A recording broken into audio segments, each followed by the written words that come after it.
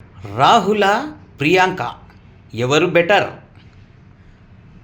భారత రాజకీయాల్లో ఒక వ్యక్తి నాయకత్వాన్ని కేవలం పదవులు, పాత్రలు, వంశపారంపర్యం మాత్రమే నిర్ణయించవు.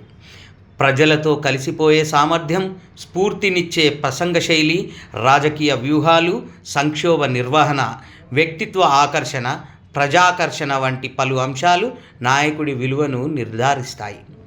ఈ నేపథ్యంలో భారత జాతీయ కాంగ్రెస్ అగ్రనాయకత్వంలో అన్నా చెల్లెళ్లుగా రాహుల్, ప్రియాంకలు ఇద్దరూ ప్రత్యేక స్థానం కలిగి ఉన్నప్పటికీ ఎవరు మెరుగు అనే ప్రశ్న రాజకీయ చర్చల్లో తరచూ వినిపిస్తుంటుంది. రాహుల్ పార్టీ అధ్యక్షుడిగా, లోక్సభ సభ్యుడిగా, పలు ఆందోళనలకు నాయకత్వం వహించిన నేతగా అనేక ఎన్నికల ప్రచారాల్లో ప్రధాన పాత్ర వహించాడు.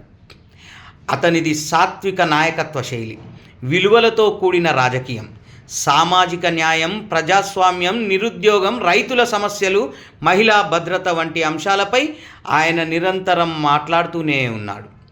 భారత్ జోడో యాత్ర వంటి ఉద్యమాలు ఆయనకు ప్రజలకు దగ్గర చేశాయి. ఇవన్నీ ఆయన వ్యక్తిత్వాన్ని, నిశ్చితత్వాన్ని, క్రమశిక్షణను, ప్రజలతో మమేకమయ్యే ధోరణిని ప్రతిఫలించాయి. అయితే పార్టీపై పూర్తి స్థాయి పట్టు, ఎన్నికల్లో విజయాలను సాధించడంలో విఫలం అవుతున్నారనే విమర్శలు ఉన్నాయి. అతని ప్రసంగాల్లో రాజకీయ ప్రతిదాడుల్లో దూకుడు లోపిస్తుందని ఆయన ప్రత్యర్థులే కాదు, ఆయన మిత్రులు కూడా విమర్శిస్తారు. ఇక ప్రియాంక రాజకీయాల్లో ఎక్కువ కాలం క్రియాశీలకంగా లేకపోయినా ఆమె తెర మీద కనిపించని అతి తక్కువ సమయాల్లోనూ ఎంతో ఆకర్షణ పొందింది. దూకుడున్న ఆమె ప్రసంగ శైలి, నేరుగా ప్రజలతో మాట్లాడే ధోరణి, చురుకుదనం, ధైర్యంతో ఆమె ప్రజలనే కాకుండా రాజకీయ నేతలను ఆకట్టుకున్నారు. ఆమెను తరచూ ఆమె నాన్నమ్మ ఇందిరాగాంధీతో పోల్చడం కూడా ఆమె జనాభిమానానికి ఉదాహరణ. మహిళా ఓటర్లు, యువతలో ఆమె ప్రభావం స్పష్టంగా కనిపిస్తోంది. కానీ ఆమె నాయకత్వ ప్రభావాన్ని పూర్తిగా అంచనా వేసేందుకు తగినంత ఎన్నికల నిర్వహణ అనుభవం ఇంకా వెలుగులోకి రాలేదు. ఉత్తరప్రదేశ్ వంటి రాష్ట్రాల స్థాయి ఎన్నికల్లో ఆమె ప్రచారం చేసినా ఆశించిన విజయాలు లేకపోవడం ఆమె లోపాలుగా విమర్శకులు చర్చిస్తూ ఉంటారు.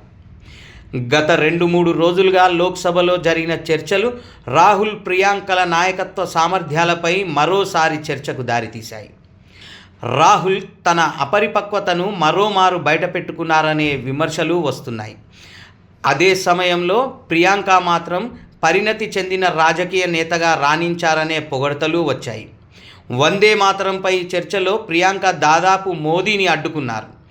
నెహ్రూ ద్రోహం గురించి మోదీ మాట్లాడిన సందర్భంలో ఆమె గట్టిగానే ఎదుర్కొన్నారు. ఇవాళ జరుగుతున్న అభివృద్ధికి అంతా నెహ్రూ చేసిన పునాదేనని ఘాటుగా చెప్పగలిగారు. వందే మాతరం ప్రస్తావన ద్వారా నెహ్రూను ఎండగట్టాలన్న తీరును కూడా తప్పుపట్టారు. ఒకవేళ నెహ్రూ గురించే అయితే ఓ రోజంతా చర్చిద్దామని, తిరిగి మళ్ళీ నెహ్రూ జోలికి వెళ్ళొద్దని హెచ్చరించారు. ప్రియాంక మాట్లాడిన తీరు పరిణతి చెందిన రాజకీయ నేతగా కనిపించింది. సమస్యలను లోతుగా ఎత్తిచూపి మాట్లాడే సత్తా ఉన్న నేతగా అనిపించారు.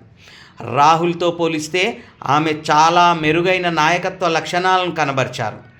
రాజకీయంగా మోదీని లేదా బీజేపీని ఎదుర్కొనే విషయంలో ఆమె సందర్భోచితంగా మాట్లాడగలుగుతున్నారు.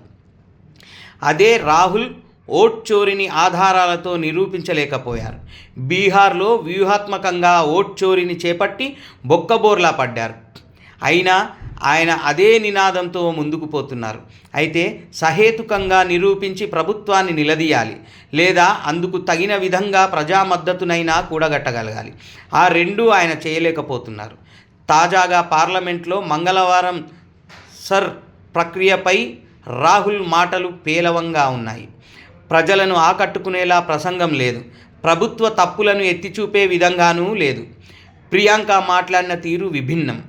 ఆమె ప్రశ్నలు, విమర్శలు సందర్భానుసారంగా ఉండటం మాత్రమే కాదు, సమస్యలను లోతుగా అర్థం చేసుకున్న నాయకురాలిగా ఆమె నిలబెట్టాయి.